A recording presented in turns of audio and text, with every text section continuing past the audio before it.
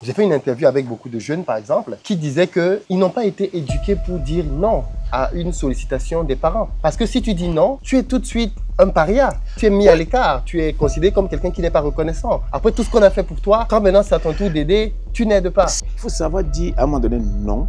Soyez responsable dans tout ce que vous faites. Souvent, les familles riches en Afrique font croire à l'enfant qu'il est né pour consommer. C'est une erreur catastrophique qu'il ne faut pas faire. L'enfant ne doit pas casser un verre et après on se met à le féliciter qu'il a cassé un verre. L'enfant ne doit pas faire des bêtises, on l'encourage. Salut à toi, bienvenue sur ma chaîne, moi c'est Philippe Simo. Et ici je te parle de business, de développement du continent africain. Donc si ça t'intéresse, je t'invite à t'abonner simplement. Prenez vos places les amis parce qu'on se retrouve le 15 mars à Cotonou au Bénin. Ça fait longtemps que je ne suis pas allé au Bénin, donc j'ai hâte d'y être pour parler avec vous de business. On va voir ensemble 3 business que vous pouvez lancer et générer tous les mois 2 millions de francs CFA en étant au Bénin. Réservez rapidement votre place, vous avez le numéro de téléphone qui s'affiche. Bonne nouvelle les amis, vous pouvez désormais réserver vos places pour notre événement majeur Back to Africa à tarif hyper préférentiel. Cette année, on va aller encore plus loin. On se retrouve au Palais des Congrès les 11 et 12 octobre pour voir ensemble comment gagner de l'argent en Europe pour le réinvestir en Afrique. Il se trouve que beaucoup de personnes dans la diaspora veulent bien faire des projets en Afrique. Vous allez voir cette année à Back to Africa les meilleures opportunités pour gagner de l'argent en Europe, en France, en Allemagne, ainsi de suite. Et ensuite, vous verrez dans un second temps, pour ceux d'entre vous qui ont déjà peut-être une épargne, vers quel business vous tournez en Afrique pour pouvoir multiplier cette épargne-là de manière conséquente. Prenez votre place, ça va être énormissime. Cette année, on revient avec des invités de taille, tels Bertin Chofo, bien évidemment mon mentor, mais aussi Nabou Fall. Cette année, on va avoir Nabou Fall et d'autres surprises que je vous dévoilerai au fur et à mesure. Ça va être énormissime, les amis. Prenez vos places dans la barre de description. D'ailleurs, vous pouvez déjà réserver vos places aussi pour les États-Unis et le Canada. Les liens, là aussi, sont en description. Quelles sont, d'après toi, les pires erreurs financières que tu as faites dans ta vie et qui t'ont le plus appris? Les erreurs financières, c'est que il ne faut pas être trop émotionnel, trop sentimental. L'Africain a un côté un peu qu'il faut déplorer, très émotif, très sentimental. Trop de pitié. Malheureusement, en Afrique, si vous voulez aider tout le monde, vous vous retrouverez, comme avait dit un ami à moi un jour, si tu veux aider trop les malheureux, tu vas les retrouver.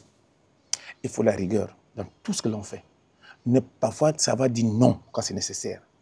Les sacrifices sont nécessaires pour un avenir prometteur. Malheureusement, en Afrique, on a une tendance à avoir le sentiment. C'est ton frère, c'est ton cousin, supporte-le. Même s'il fait des bêtises, c'est l'enfant de ta soeur. Oui, mais il faut comprendre que si tu te mets à aider 9 malheureux, tu seras le 10e malheureux. C'est dur ça, la solidarité africaine. C'est bien, la solidarité africaine était bonne quand on vivait au village dans le champ, on allait chercher la nourriture au champ. Mais maintenant, les besoins de la vie mondaine, de la vie moderne, sont tels qu'on ne peut plus admettre de faire les enfants comme c'est Dieu qui les donne. On ne peut plus. Le coût de la vie est tel que nous devons revoir notre système de pensée. On pouvait héberger tout le monde chez soi parce qu'on peut la nourriture au champ. Maintenant, on vend même l'eau. L'eau, c'est souvent en sachet. Et la maison, je me souviens quand à l'époque, quelqu'un qui était de village, il venait habiter chez un oncle, c'était comme ça. Mais maintenant, même l'enfant, ton cousin, ton frère, non, il faut qu'il loue une maison à Yaoundé, il est étudiant. Non, c'est la réalité de la vie. Et il faut s'adapter.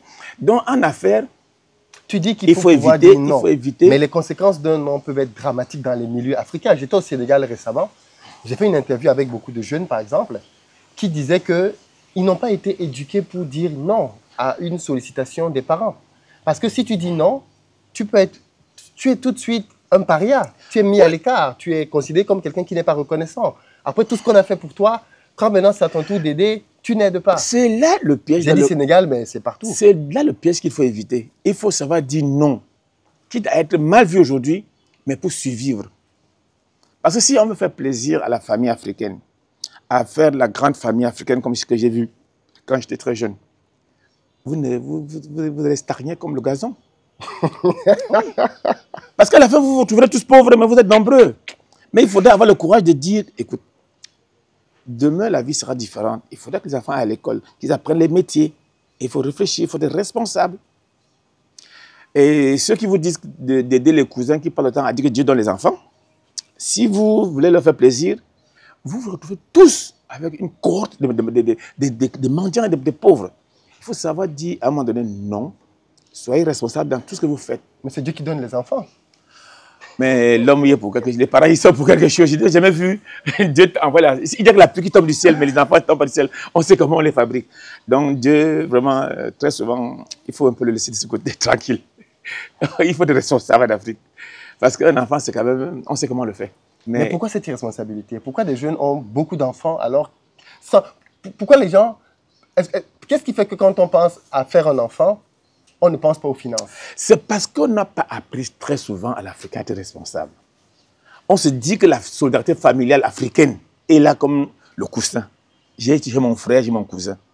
Mais généralement, que nous on le veut ou pas, on sera amené à être un peu comme les Occidentaux, à être un peu individualiste. Parce que ça devient de plus en plus récurrent qu'on ne peut plus. Et quand on a les moyens de supporter toute la famille, on ne peut plus. Sinon, les épaules sont cassées. Et il faudrait que l'enfant, déjà dès le bas âge, qu'on lui apprenne à être responsable dans tout ce qu'il fait comme acte. Ton lui donne son argent de poche, c'est pour un nombre de jours bien précis, qui sache le gérer, qui ne croit pas qu'il aura toujours la main tendue, la main qui va recevoir du parent. Parce qu'à un moment donné, on ne peut pas toujours lui faire plaisir. Quand il est irresponsable, on continue à le gâter. Non. Il faut que l'enfant sache que j'ai ceci pour cela. Il faut que je rende compte que je... Sinon, quand il va grandir dans ce libertinage, il croira que mon père est là. Je suis le fils de mon père, a laissé l'héritage. Non, non, non, non, non, non. Il faut créer, il faut amener l'enfant à ce qu'il sache qu'il va créer sa part d'héritage aussi. Ne serait-ce que pour augmenter à ce qu'il a trouvé. Mais si vous lui mettez dans la tête qu'il est héritier, qu'il est l'enfant béni de bon Dieu, mais il va dormir sur ses lauriers. Tu confirmes donc l'adage qui dit que c'est plus difficile quand on vient d'une famille riche de réussir. Mais il y a des riches qui font comprendre aux enfants que tout bien a une valeur. Souvent, les familles riches en Afrique font croire à l'enfant qu'il est né pour consommer. C'est une erreur catastrophique qu'il ne faut pas faire. L'enfant ne doit pas casser un verre et après on se mal le féliciter qu'il a cassé un verre. L'enfant ne doit pas faire des bêtises, on l'encourage. Il faut que l'enfant, s'il fait une bêtise, qu'on le réprimande. Malheureusement, nous avons un amour immodéré, illimité pour les enfants et on leur donne tous les droits. Et quand ils font des gaffes, ils grandissent dans ce pardon, cette tolérance. Et tôt ou tard, quand ils sont devant les responsabilités, ils ne peuvent pas assumer. Ils savent que papa était là pour tout supporter. Et ce n'est pas possible. Il faudrait que l'enfant, dans son éducation, sache que je ne dois pas faire n'importe quoi. Malheureusement, la bourgeoisie africaine, dans un moment donné, a cru que l'enfant était le chef-d'œuvre de l'existence. Oui, c'est ça. Oui. Tout donner à l'enfant pour montrer qu'on a réussi. Et les dieux donnés, bienvenue. Non, il faudrait que l'enfant, quand on l'élève, qu'on lui apprenne certaines valeurs. Le respect de la chose, le respect du jouet. Sinon, si vous laissez à l'enfant l'impression de croire qu'il peut tout se permettre, il croira que la vie est comme ça. Or, vous, le père, vous avez trimé. Hein?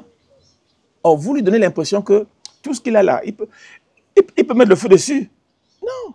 C'est une erreur que la plupart... Et j'ai souvent l'habitude de dire une chose. Nous sommes nés, on nous envoie à l'école, on ne nous a pas appris à être des parents. On ne nous a pas appris à être responsables. On sait comment on grandit, on devient adulte, mais on ne nous a pas appris que quand on est adulte, on fait un enfant. Voilà comment on élève l'enfant. Il n'y a aucun cours à l'école où on apprend comment on élève un enfant. Comment on devient parent. Comment on doit se comporter avec ses enfants à la maison. Or, quand on n'a pas eu la chance d'avoir un cousin, un oncle qui gronde et qui dit que l'enfant doit être grondé quand il fait une bêtise, si vous laissez l'enfant toute la latitude, il n'apprendra même pas. Il trouve vraiment que la vie est pénible parce qu'elle est tellement facile. Et qu'est-ce qu'il va faire? Il sera irresponsable. Je veux que tu parles aussi aux parents parce que la pression que les jeunes subissent, notamment dans nos contextes africains de solidarité, vient souvent des parents. Un jeune, toi tu as des enfants, je suis ton enfant, tu as de grands enfants aujourd'hui. Si tu soumets un besoin de tes enfants et qu'ils te disent littéralement non, je ne peux pas, j'ai telle contrainte, comment tu réagis? Non, moi pour être un parent, un grand-parent, j'estime que je ne devrais pas attendre de mes enfants quoi que ce soit. S'ils me font des gestes, vraiment, je les prendrai avec beaucoup de reconnaissance. Mais je leur demanderai toujours d'être responsables vis-à-vis de leurs enfants. Nous n'avons pas à attendre des retours sur investissement sur nos enfants. Aïe, aïe, aïe. Là, tu vas tout gâter. Si les enfants peuvent, par moment, je le dis, j'assume, si les enfants peuvent pas, parce que quand vous êtes... Il y a des parents qui considèrent que l'enfant, c'est un investissement. C'est regrettable. Le parent a une obligation. C'est lui qui a fabriqué l'enfant. Ouais. Il doit en faire un être humain responsable et capable de s'autosuffire. Oui, Et cet enfant aussi doit se préparer la vie de ses enfants. tout à fait. Et non s'occuper des parents qui doivent comprendre que j'ai fait mon temps. Donc, je n'exige pas, je ne veux pas que les parents exigent de leurs enfants quoi que ce soit. Les enfants, même par reconnaissance, franchement, savent qu'ils ont quand même Les parents. des parents et qu'ils doivent leur... Parce que s'ils traitent mal leurs parents, leurs enfants vont leur faire la même chose aussi. Hein. Mais ils doivent préparer leurs enfants à eux pour être capables demain de ne pas être dépendants d'eux. Quitte à ce que plus tard, ils soient fiers que mon enfant a décollé d'abord. Mais les parents qui passent le temps à exiger de leurs enfants beaucoup de choses, commettent là, à mon avis, une erreur stratégique fondamentale. Il y a des parents qui se fâchent. Non. On t'a envoyé en Europe, on s'est sacrifié. Mais c'est normal qu'un parent se sacrifie pour son enfant. Pourquoi tu m'as fabriqué alors? C'est normal. Non, je crois que c'est un grand... Mais ça, c'est beaucoup dans la mentalité africaine. Quand on Oui, surtout quand on parvient envoyer un enfant en Europe ou quand un enfant fait des grandes études, on considère qu'il doit quelque part rembourser. L'enfant ne peut pas... Il va faire des gestes, c'est vrai. Mais l'enfant pour lequel on a fait des sacrifices à une époque, à l'époque où il sera déjà homme, sera confronté à des défis plus forts aussi. Il faudrait qu'il s'achète un terrain en millions, qu'il puisse avoir un chien chez lui, qu'il puisse élever ses enfants pour qu'ils fassent des écoles, des études à leur époque. Or, si les parents veulent avoir leur tout investissement, mais ce que vous avez fait, vous avez raté votre... Parce que ces enfants, lui, ne pourront plus suivre le rythme des enfants de ses amis, qui, eux, auront une éducation dans des grandes écoles. Parce que chaque génération doit savoir affronter ce à quoi elle est confrontée. Moi, j'ai pu faire mes enfants qui sont juste des cadres. Mais mes enfants doivent se battre pour que les leurs aussi soient autant cadres. Et ce sera plus dur dans 10-15 ans. Or, si je leur demande plutôt d'investir sur moi qui suis déjà une souche, ce n'est pas l'idéal. Parce que leurs enfants vont faire Harvard, Massachusetts. Et quand on aura besoin d'un cadre, ce sont les autres qu'on va chercher, non les miens, pour lesquels ils ont passé à s'occuper de nous. Non, nous ne sommes plus, nous sommes comme les vieux joueurs, hein, on est au gradin, on applaudit. Hein. La concurrence sera dure demain. Et préparer nos enfants et nos petits-enfants à ce qu'ils puissent mettre haut le standard de notre famille. Dans des familles, aujourd'hui, on a eu des familles qui sont tombées comme ça. Alors qu'il faut faire en sorte que, si aujourd'hui vous êtes des cadres, que vos enfants demain soient des cadres. Et il faudrait que vous investissiez beaucoup plus dans les grandes écoles. Et dites-leur aussi que dans votre tombe plus tard, vous exigerez qu'ils soient toujours au top. Sinon, c'est une génération qui va disparaître.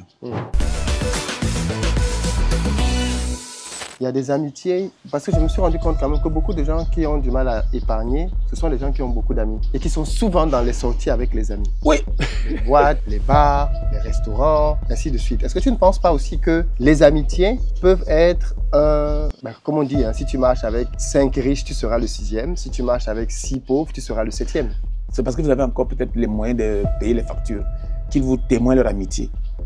Mais le jour où vous aurez plus les moyens, vous vous abandonnez. Parce que vous ne serez plus utile.